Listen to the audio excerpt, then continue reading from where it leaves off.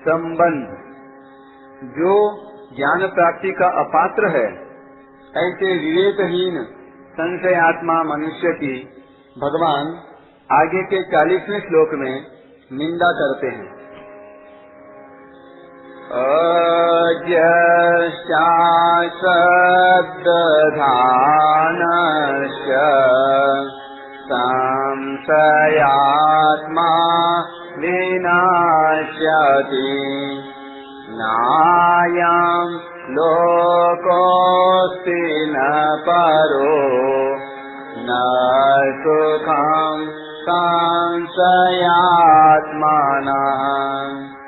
विवेकहीन और श्रद्धा रहित संशयात्मा मनुष्य का पतन हो जाता है।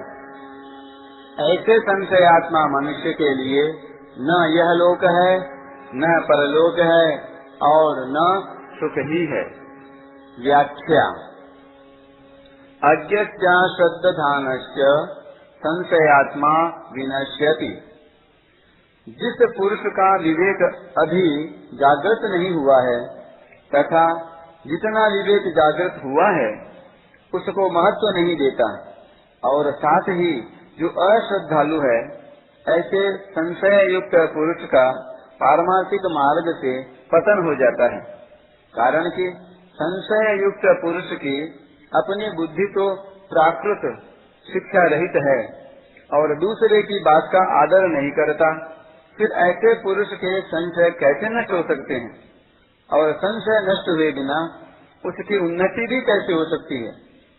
अलग अलग बातों को सुनने से यह ठीक है अथवा वह ठीक है, इस प्रकार संदेह युक्त पुरुष का नाम संशयात्मा है।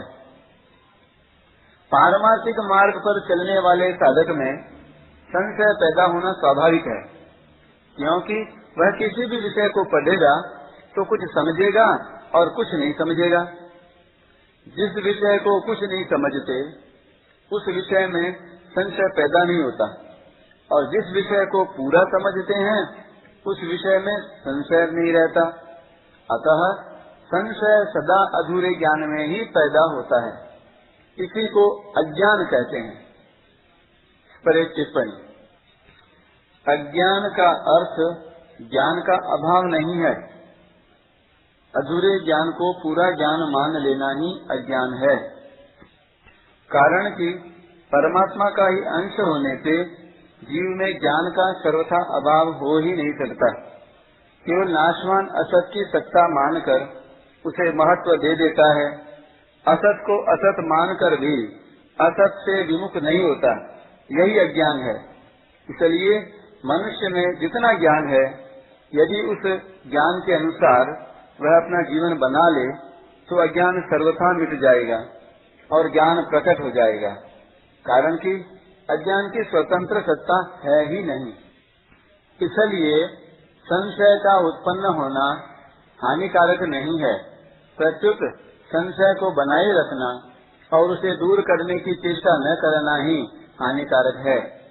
संशय को दूर करने की चेष्टा न करने पर वह संशय ही सिद्धांत बन जाता है।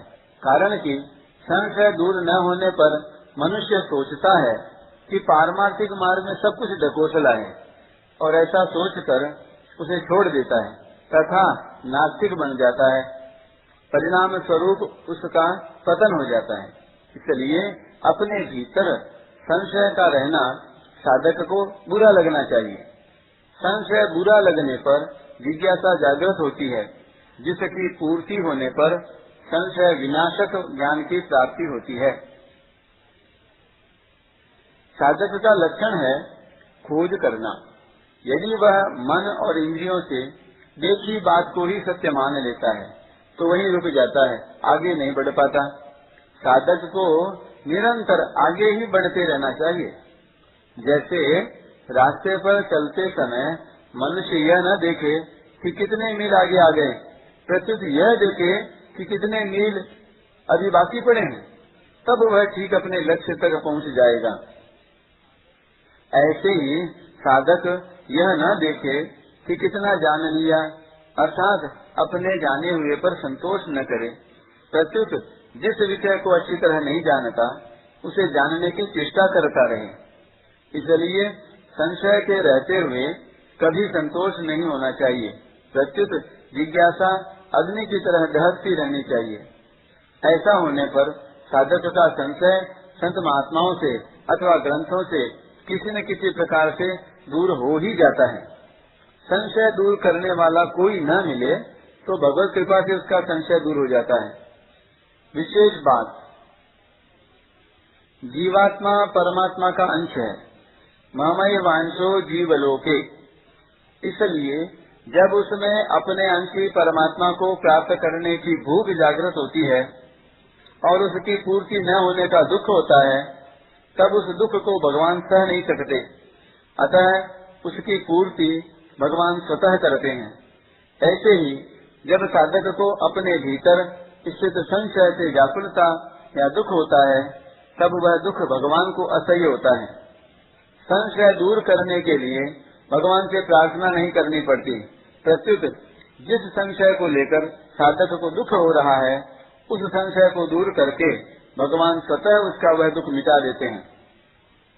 संशयात्मा पुरुष की एक पुकार होती है जो स्वतः भगवान तक पहुंच जाती है। संशय के कारण साधक की वास्तविक उन्नति रुक जाती है, इसलिए संशय दूर करने में ही उसका हित है। भगवान प्राणी मात्र के सुहृद हैं, सुहृदम सर्वभूतानाम। इसलिए जिस संशय को लेकर मनुष्य व्याकुल होता है और वह व्याकुलता उसे असह्य हो जाती है, तो भगवान उस संशय को किसी भी रीति उपाय से दूर कर देते हैं। गलती यही होती है कि मनुष्य जितना जान लेता है उसी को पूरा समझकर अभिमान कर लेता है कि मैं ठीक जानता हूँ। यह अभिमान महान पतन करने वाला हो जाता है।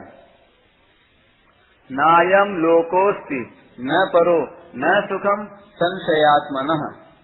इस श्लोक में ऐसे संशयात्मा मनुष्य का वर्णन है जो अज्ञ और अश्रद्धालु है। तात्पर्य यह है कि भीतर संशय रहने पर भी उस मनुष्य की न तो अपनी विवेकवती बुद्धि है और न वह दूसरे की बात ही मानता है। इसलिए उस संशयात्मा मनुष्य का पतन हो जाता है। उसके लिए न यह लोक है, न परलोक है और न सुख ही है। कुछ श्रद्धा, कुछ दुष्टता, कुछ संशय, कुछ ज्ञान, घर का रहा न घाट का, ज्यों धोबी का स्वान। संशयात्मा मनुष्य का इस लोक में व्यवहार बिगड़ जाता है, कारण कि वह प्रत्येक विषय में संशय करता है। जैसे यह आदमी ठीक है या बेठीक है, यह भोजन ठीक है या बेठीक है, इसमें मेरा हित है या अहित है आदि। उस संशयात्मा मनुष्य को परलोक में भी कल्याण की प्राप्ति नहीं होती, क्योंकि कल्याण में निश्चयात्मिका बुद्धि की आवश्यकता होती है और संशयात्मा मनुष्य दुविधा में रहने के कारण कोई एक निश्चय नहीं कर सकता। जैसे जप करूं या स्वाध्याय करूं, संसार का काम करूं या परमात्मा प्राप्ति करूं आदि। भीतर संशय भरे रहने के कारण उसके मन में भी सुख शांति नहीं रहती। इसलिए विवेकवती बुद्धि और श्रद्धा के द्वारा संशय को अवश्य ही मिटा देना चाहिए। दो अलग अलग बातों को पढ़ने सुनने से संशय पैदा होता है। वह संशय या तो विवेक विचार के द्वारा दूर हो सकता है या शास्त्र तथा संत महापुरुषों की बातों को श्रद्धा पूर्वक मानने से।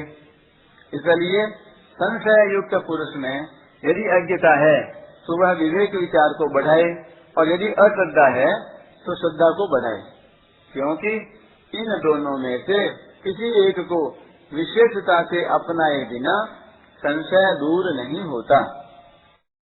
परिशिष्ट भाव। ज्ञान हो तो संशय मिट जाता है, ज्ञान संचिन्न संशयम। और श्रद्धा हो तो भी संशय मिट जाता है, श्रद्धावान लभते ज्ञानम। परंतु ज्ञान और श्रद्धा ये दोनों ही न हो तो संशय नहीं मिट सकता। इसलिए जिस संशयात्मा मनुष्य में न तो ज्ञान है न तो विवेक है और न श्रद्धा ही है, अर्थात जो न तो खुद जानता है और न दूसरे की बात मानता है, उसका पतन हो जाता है।